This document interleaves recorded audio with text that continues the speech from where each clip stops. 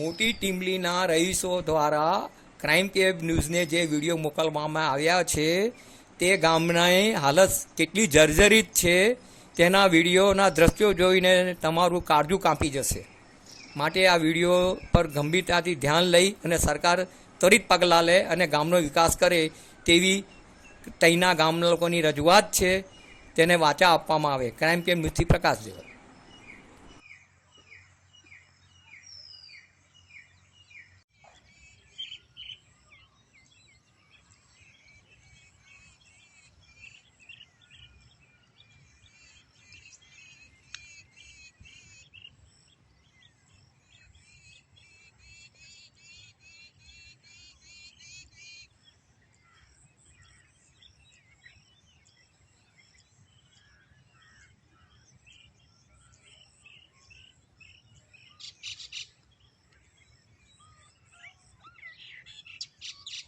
Crime cab ન્યૂઝથી પ્રકાશ દેવલ. આપ શું કહેવા માંગો છો?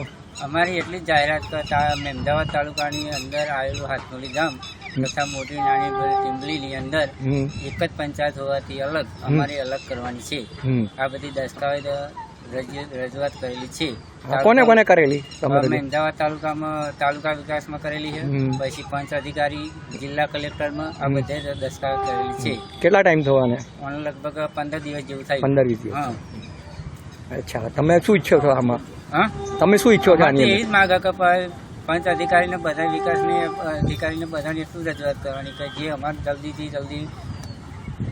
જલ્દી કામ ચાલુ થઈ જાય અને થાય તો અલગ થાય તો તમારા ગામનો વિકાસ થાય. અને વિકાસની વાત. હા, અને મોદી સાહેબ આપણે દેશ ગુજરાતના વિકાસ માટે અથાગ પ્રયત્ન કરી રહ્યા છે. જે મૂળ પ્રશ્ન વિકાસની જ વાત. અત્યારે અમારા ગામની અંદર ગટર લાઈન નથી, અથવા ટેસ્ટ લાઇટ નથી, અથવા રોડ રસ્તાનું ઠેકાણું નથી. આ વિકાસ માટે અમે પંચાયત સુધી અલગ કરવા માંગીએ છીએ.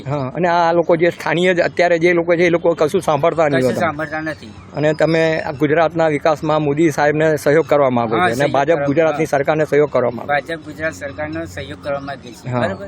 મેઇન તમારો મુદ્દો એ જ છે કે ભાઈ ગુજરાતનો વિકાસ થાય, જલ્દી પંચાયત અલગ થાય અને તમારા ગામનો વિકાસ થાય. અને ભાજપ સરકાર આ વસ્તુને સ્થાને લે. અને અધિકારીઓ તમારે હજુ સુધી કોઈ જવાબ આપ્યો નથી તમારે કહ્યું. એટલા માટે તમારે ક્રાઇમ કેબ ન્યૂઝ પાસે આવી અને તમારી રજૂઆત કરવી પડી. બરાબર છે? ઓકે. તમારું ગામ કયું છે બાબુ? મોટી ટીમ્બલી. મોટી લીંબડી.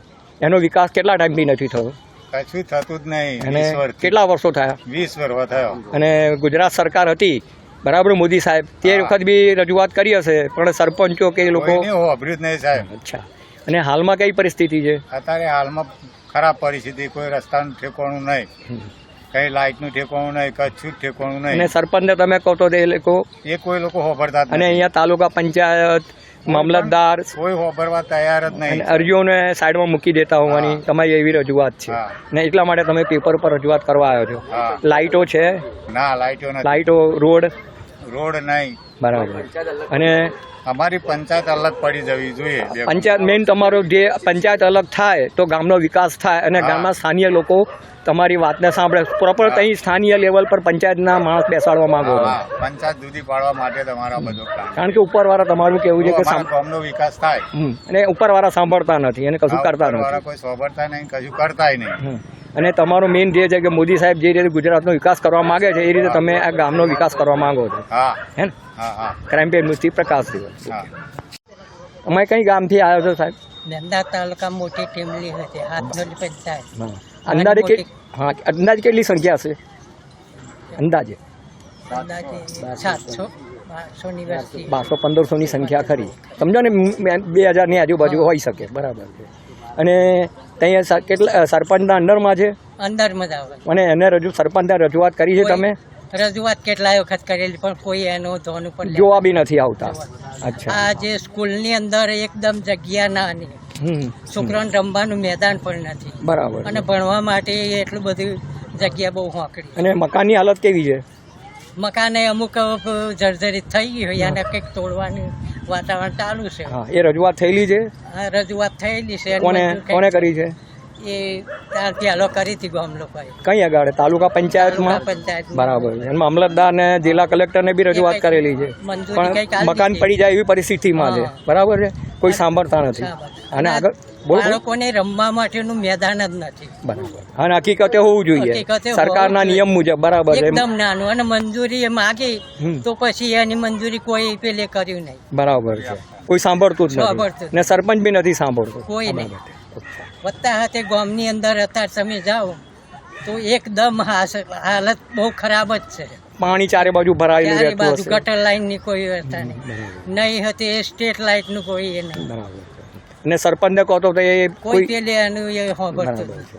મામલતદારને જિલ્લા કલેક્ટર રજૂઆત થાય છે એ કરીએ પણ એ તો કશું હોત ના મારે આ વિડીયોથી તમે ભૂપેન્દ્ર પટેલ ગુજરાતના મુખ્યમંત્રીને તમે રજૂઆત કરો છો કે અમારા ગામનો વિકાસ થાય અને થાય. ગામથી પેલા જે સરપંચથી અલગ થઈને ગામને તમારો અલગ સરપંચ મળે અલગ થાય તો તો એમ ગામનો તો વિકાસ વિકાસ થાય થાય. એ મેઇન તમારો ધ્યેય છે અને ભાજપ સરકાર દિન પ્રતિદિન ગુજરાતમાં આગળ વધે આગળ એ તમારી ઈચ્છા છે એટલે કારણ કે ઘણા વર્ષોથી અમે રજૂઆત કરવા છતાં અમારે કોઈ પેલે થઈ જ નહીં બરાબર છે, બરાબર. એટલે એમ કહીએ કંઈક થઈ જાય અલગ પડે તો એનો વિકાસ વિકાસ થાય થાય મેઇન ધ્યેય છે પછી બરાબર છે. છોકરાઓને માટે જો પંચાયતમાં જવું હોય દાખલા દેવા તો ધક્કા ખાવા પડે બરાબર છે અને અત્યારે તો પેલી એવું કોમ્પ્યુટર હ પણ કોઈ એનો અર્થ જ નહીં એટલે કોઈ ત્યાં ચલાવનાર બીજી નથી જગ્યાએ ના અચ્છા, એવું છે. બીજી જગ્યાએ અમારે જવું પડે કો તો કુણા જવું પડે હિરાસર જવું પડે કો તો ઘોડાસર જવું પડે બરાબર. અને ત્યાં આગળ જાય એટલે અમારા ભાઈ છોકરા હારા એટલે કરી આપે છે ના ના એટલે તમે સરકાર જોડે એક જ માંગો છો કે ભાઈ તે હા. કોમ્પ્યુટરનો વ્યવસ્થિત માણસ હોવો જોઈએ માણસ હોવો અગર જોઈએ. તે ગામમાં સરપંચ પર્સનલ હોય હા તો એ બધું સાંભળી અને રજૂઆત કરીને રજૂઆત કરે. ગામનો વિકાસ થાય અંદર માણસ મૂકે અને એને એમ કે ધક્કા બહુ ખાવા ના પડે બરાબર કારણ કે અત્યારે દાખલાની જરૂર હોય છોકરાઓ બરાબર. અને જો અલગ થતું હોય પંચાયત ના, તો બરાબર. સૌથી સારું આ મેઇન ધ્યેય તમારો એ જ છે કે ગામનો વિકાસ થાય આપણો ગામનો. મેઇન એ છે અમારી માગણીઓ તો આવી એમ કહતે વર્ષોથી કરેલી છે પણ કોઈ વર્ષોથી. સાંભળવામાં આવતું નથી બરાબર છે ક્રાઇમ કેબ નથી પ્રકાશ દિવસ તમારા ગામના વિકાસ માટે તમે શું કરવા માંગો છો સાહેબ અમે એટલું કહેવા માંગીએ છીએ કે અમારા કંઈક સારું કામ થાય અત્યારે ગામમાં પહેવાના અમારા ફોફા અમારા કોઈ સરપંચ એમના ગામમાં એ કરે અમારા ગામમાં કશું કરતા નથી એ સરપંચ પાસે કેટલા ગામ છે અંડરમાં 4 ગામ છે હા. અને તમે રજૂઆત કરો છો છતાં સરપંચ કે સરકારી અધિકારીઓને તમે લેટરો લખ્યા છે હા. એ લોકો સાંભળતા નથી તમારું એવું કહેવું છે બરાબર ને